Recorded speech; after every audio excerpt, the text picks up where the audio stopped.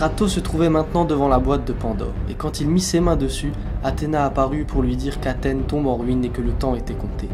Malheureusement, Arès, loin d'ici, eut un mauvais pressentiment, et il sut que Kratos parvenut au bout de sa quête.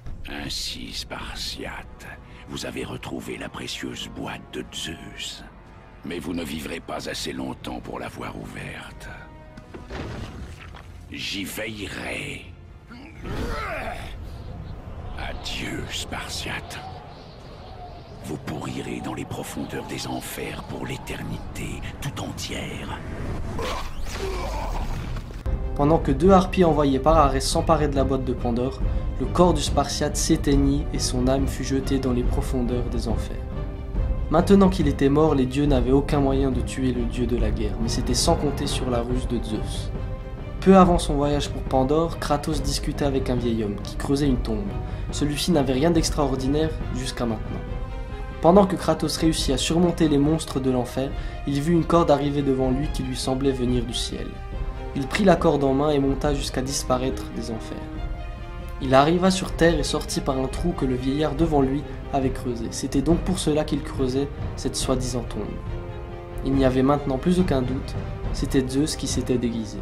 Et lui avait tout prévu, et en plus de cela, il fit don de sa foudre à Kratos pour l'aider à tuer Arès. Kratos avait maintenant assez de pouvoir pour défier le dieu de la guerre. Enfin, presque. La boîte de Pandore, elle, était entre ses mains. Voyez-vous maintenant ce que votre fils peut faire?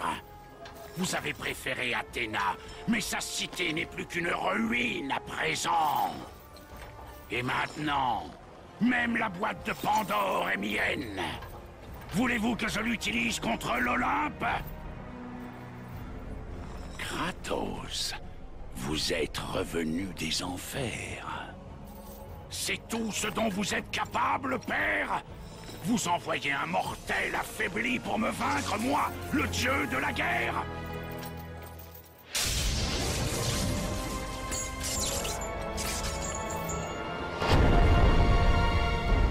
Kratos jeta la foudre de Zeus et réussit à s'emparer de la boîte. Il pouvait maintenant défier le dieu de la guerre. Une fois celle-ci ouverte, Kratos grandit de plus en plus jusqu'à obtenir la taille d'un dieu. Vous n'êtes toujours qu'un simple mortel, aussi faible que le jour où vous m'avez supplié de vous sauver la vie. Je ne suis plus le même homme désormais. Le monstre que vous avez créé est revenu pour vous tuer. Vous n'avez aucune idée de ce qu'est vraiment un monstre, Kratos. Arès fit sortir 6 énormes épées enflammées de son dos, giclant de sang. Maintenant, le combat pouvait commencer. Après un début difficile pour Kratos, le dieu de la guerre ouvrit une spirale pour l'envoyer dans le monde des ténèbres. Kratos lutta, mais l'attraction était beaucoup trop forte. Il se retrouva donc coincé avec ses cauchemars. Arès pensait ainsi se débarrasser de lui, mais Kratos tint bon. Le dieu de la guerre décida ensuite de le priver de ses lames du chaos et ainsi l'empêcher d'utiliser les pouvoirs qu'il lui avait donnés le jour où Kratos lui a confié son âme. Une fois désarmé, Arès le ramena sur terre pour lui administrer le coup de grâce, mais c'était sans compter sur l'ultime cadeau des dieux qui leur montra la lame d'Athéna. Kratos évita le coup d'Arès et s'empara de l'épée, et après une bataille acharnée, il renversa Arès et enfin le transperça de bout en bout.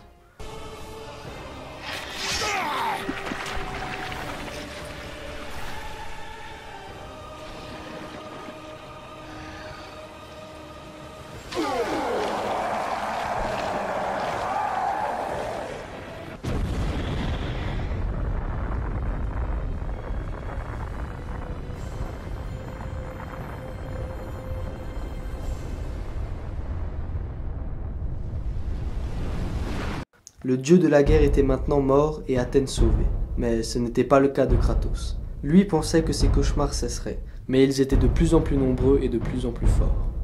Les dieux l'avaient donc trahi. Ils voulaient bien le pardonner, mais jamais lui faire oublier le meurtre de sa famille et cesser ses cauchemars. Kratos décida alors qu'il n'avait plus aucune raison de vivre. Il gravit la plus haute montagne de Grèce et se jeta dans le vide. Les dieux de l'Olympe m'ont abandonné.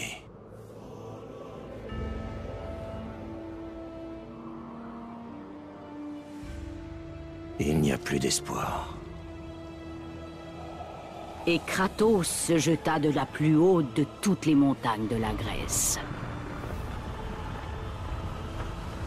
Après 10 ans de souffrance, 10 ans de cauchemars ininterrompus, tout cela allait enfin finir. La mort lui permettrait d'échapper à la folie.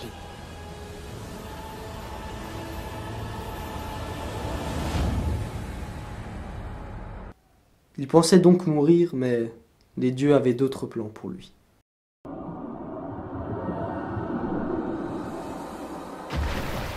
Soulevé telle une plume, Kratos fut enlevé à la mer et déposé sur la terre ferme.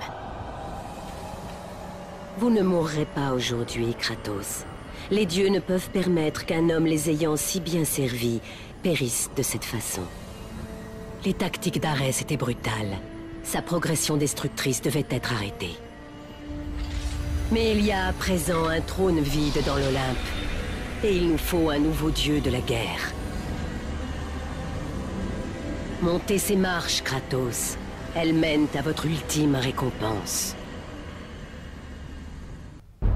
Et depuis ce jour, à chaque fois que des hommes se battent, ils sont surveillés de très près par l'homme qui un jour tua un dieu et devenu à sa place le dieu de la guerre.